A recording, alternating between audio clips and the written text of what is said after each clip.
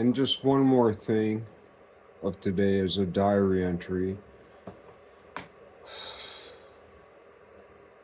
In some ways, I'm too hard on myself.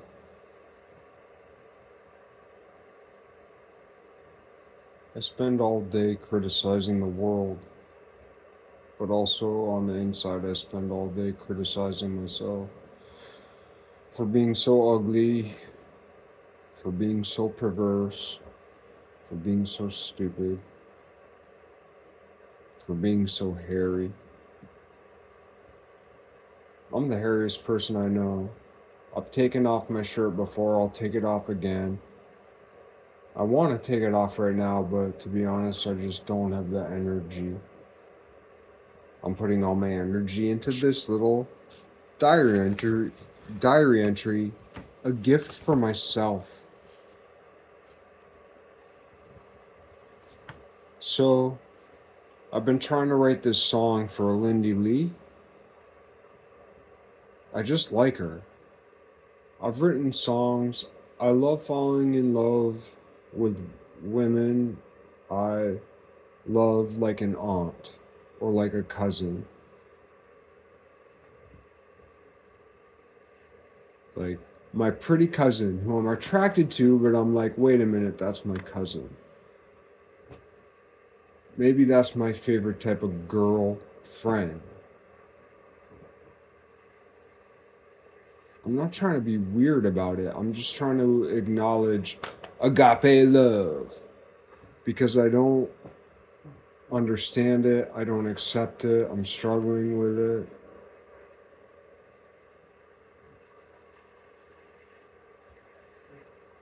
God loves a husband. God loves a wife. A wife loves a husband. They fuck. And they love to fuck. And God loves their fucking that makes a child that God loves. What's that say about God? What's that say about me? Never mind what it says about Satan!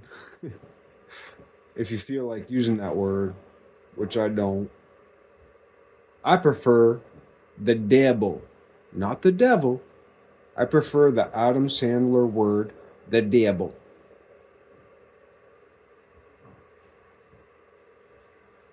I'm not saying it's right, but that's my term. Because in the worst case scenario, which is the common scenario as of today, the concept of Satan lacks a sense of humor. And we think that Satan lacks a sense of reverence, maybe. But what if Satan's greatest sin is that Satan lacks a sophisticated and also a humble and also a crude and also a perverse sense of humor? I think that's a nice question. Anyway, I've been writing this song about Lindy Lee, and I'm making diary entries about it, and it's fruitful for my life. I don't know why, but from afar, as a form of living art,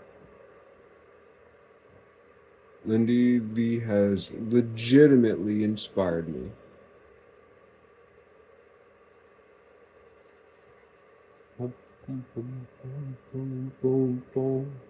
She always gets to work on time. She has become a good friend of mine. She won't refuse a glass of wine. And she has become a good friend of mine. Lindy Lee, Lindy Lee. She works every day for liberty. Lindy Lee, Lindy Lee.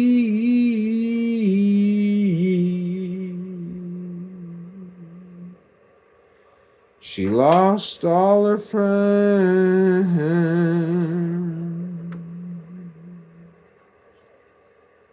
but now she got me.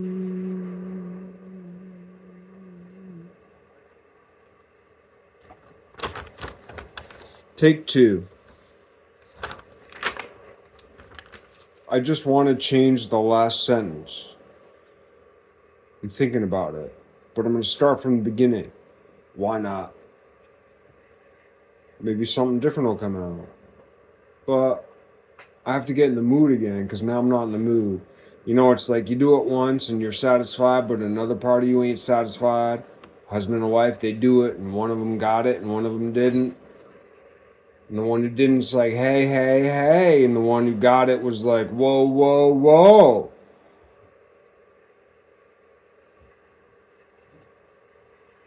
And the one who didn't was like, what about, what about? And the one who got it was like, give me a minute, give me a minute. Give me a couple minutes. And then the one who didn't get it, after some thought, after some consideration, consideration, to you can't give consideration without being considerate. And to be considerate is to give consideration. And consideration is, it's not compromise, it's not conciliatory, it's reconciliatory.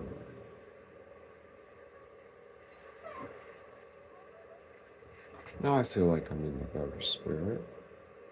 Let's see where it go from there. It's a diary entry. It's not a teaching. I'm talking to myself.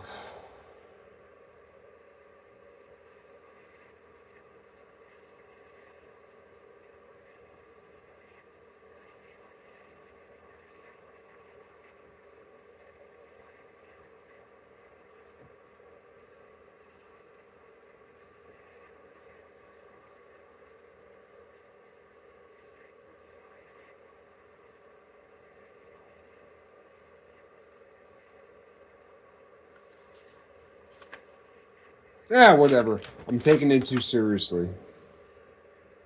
Yeah, silly is the right thing for it. Like, I'm being serious, but I'm just being silly so that I'll allow myself to get it out. Also, I'm thinking of the Golden Spike. One of the greatest untold, like, the Irish Americans and the Chinese Americans. The Irish Americans and the Chinese Americans share a great heritage in the Golden Spike. It's a perfect story. It's a perfect history. It's a perfect symbol. It's perfect, perfect, perfect, perfect, perfect, perfect, perfect. A big fucking flag with a little simple, big, fat, fucking sharp, strong, rigid, rugged, rusty, golden spike right through the middle of it. The Golden Spike. The unity of the Chinese and Irish Americans. It's singularly unique among the history of the world. It's a singularly unique achievement. It is a great, great, great, great, great, great story. It is a great, great, great, great, great, great, great achievement. The Golden Spike. And there are so many people these days who are beginning to rise to the surface. Not the scum that rises to the surface, but the cream that rises to the surface. And I'm a vegan, but I can still appreciate the metaphor, right? And every now and then, you know, I'll dip my finger in a little bit of ranch dressing and give it a lick, right? It tastes good, you know? The cream that rises to the crop. Like you dig and you dig and you dig and you hit and you hit and you hit and you poke and you poke and a poke to get the scum to the surface, skim it off, throw it away. And what's left? What's left is the room for the cream to rise to the surface. It's just a diary entry. Sometimes my greatest sin is believing too much in my own story. It's my greatest sin. I try to tell the stories I don't hear. My greatest sin is I believe them 30% too much. If I could turn it from 11 down to 7, I'd be a lot closer. Anyway, to have a sense of humor.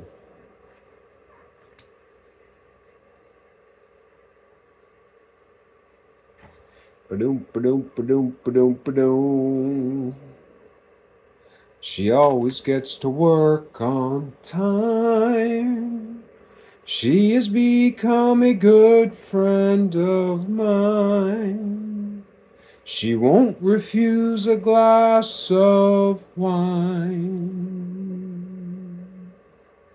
And she has become a good friend of mine. Lindy Lee, Lindy Lee. She works every day real hard for liberty. Lindy Lee, Lindy Lee.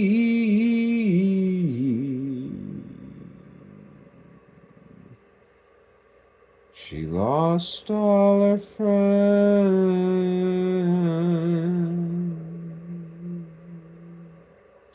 but now she got me.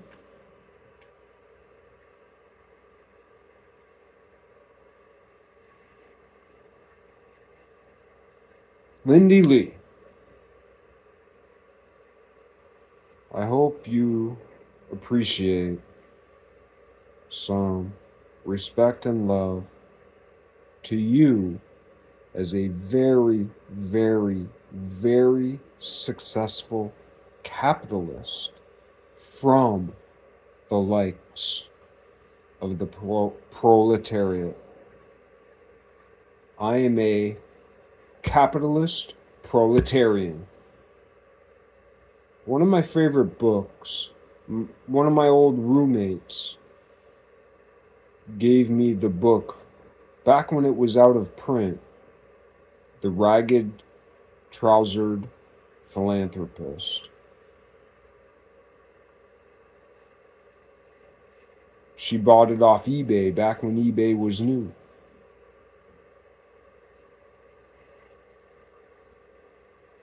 And one of my professors, the reason she bought it was because one of my other professors, Professor Dezard, told me once that I was a ragged trousered philanthropist, and that was the first time I ever heard that. And then I told my roommate, and she was an English major. I was an art major and a math major and a physics major, but I was friends with a lot of English majors. And she said that was a book. So I wanted to read it. And she bought it for me off eBay, but I never read it. But I looked up online, back when online was over the phone. And I learned about the book a little bit. And then later, like 15 years later or 12 years later, I listened to it on Audible.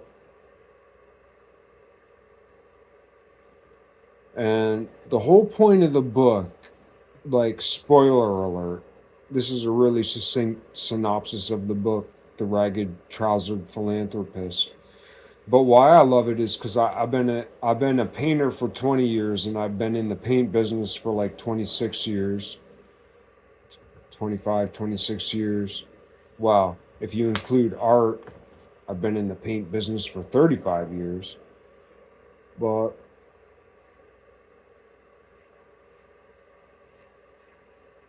I love the book The Ragged Trousered Philanthropist at first because even though it's like a book from more or less 100 years ago, give or take, and even though they use different methods and different chemistries and different transportation systems and different building methods, like, it's still the same thing.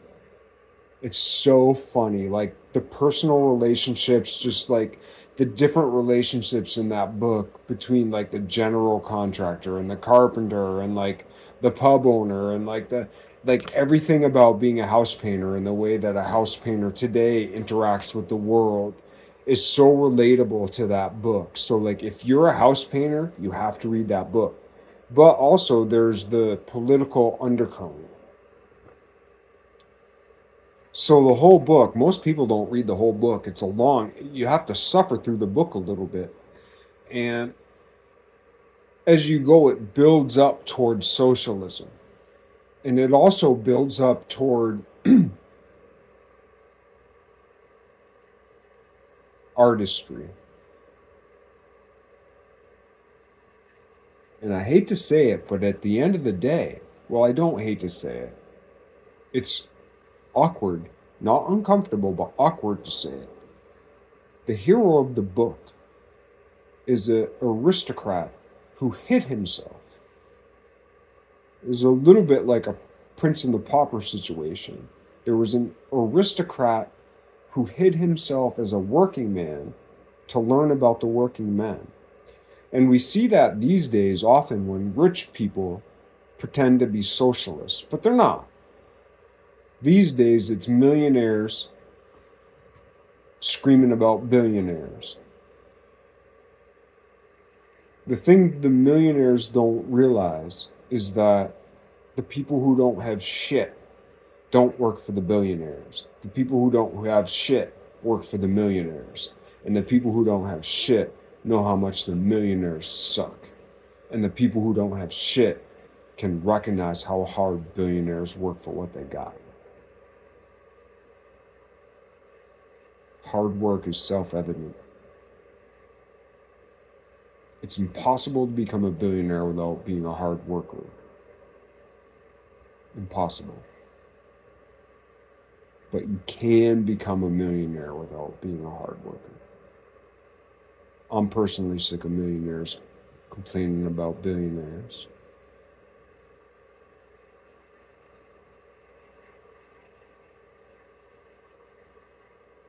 Only because I know I can do better.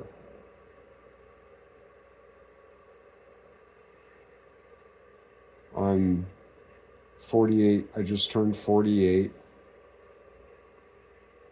And I make $50,000 a year.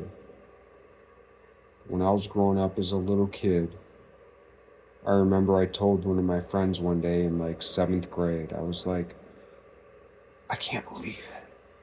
My mom said that someone at our school, their father makes $50,000 a year. My friend was like, yeah, that's my dad. And I was like, that's your dad? And he'd been like one of my best friends for like 3 years. And I was like, your dad makes $50,000 a year?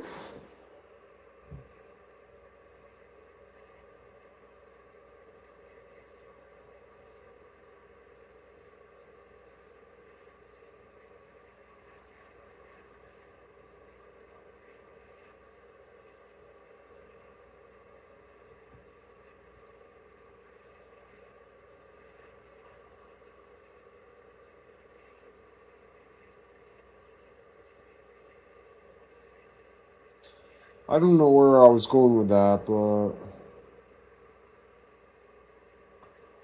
Sometimes when you spin a ribbon, it makes a beautiful pattern, and you wish it could go on longer, but the ribbon is only so long.